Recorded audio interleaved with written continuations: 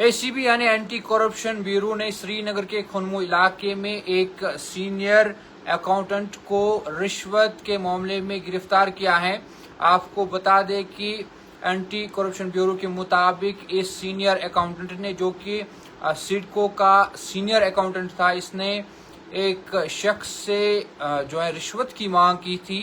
क्योंकि बताया जा रहा है कि पहले 20,000 रुपये रिश्वत की मांग की गई थी इस सीनियर अकाउंटेंट की जानिब से, लेकिन उसके बाद 15,000 पर मामला सेटल हुआ था। लेकिन वहीं पर जो कंप्लेनेंट है उसने रिश्वत देने के बजाय एंटी करप्शन ब्यूरो को इस मामले के बारे में इत्तला दी, एक रिटन कंप्लेंट दी, जिसके बाद एंटी करप्शन ब्यूरो ने इसमें देखा और पता चला कि वाकई में ये जो सीनियर अकाउंटेंट हैं इसने इस शख्स से 15,000 रुपये रिश्वत की मांग की है और उस रिश्वत को इसने एक्सेप्ट भी किया है, यानी कि रिश्वत ले भी ली है। जिसके बाद एंटी करप्शन ब्यूरो ने एक ट्रैप टीम बनाई और जो कि उनका एक मामूल है कि वो ट्रैप टीम बनाते, और उस ट्रैप टीम में इस सीनियर अकाउंटेंट को जो है उसको ट्रैप किया गया। जिसके बाद बताया जा रहा है कि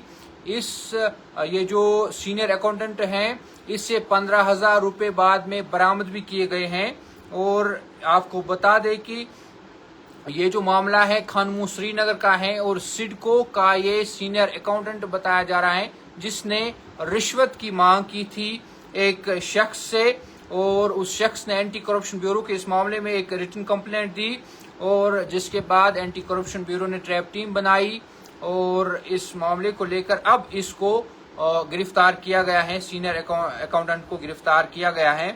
और बताया जा रहा है कि जो इंडिपेंडेंट विटनेस हैं उनके सामने इस सीनियर अकाउंटेंट से जो रिश्वत का अमाउंट है 15,000 रुपये उसको बरामद भी किया गया है।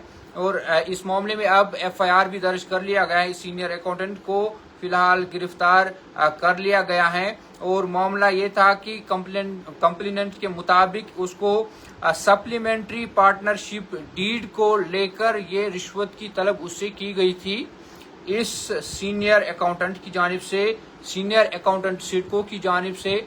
और खनमो श्रीनगर में आज एंटी करप्शन ब्यूरो ने इस मामले को लेकर इस सीनियर अकाउंटेंट को गिरफ्तार किया है और इससे 15,000 रुपये रिश्वत की जो रकम है उसको भी बरामद किया गया है। मजीद खबरों और अपडेट्स के लिए आप हमारे साथ बने रहिए और देखते रहिए तामिल इरशाद मल्टीमीडिया।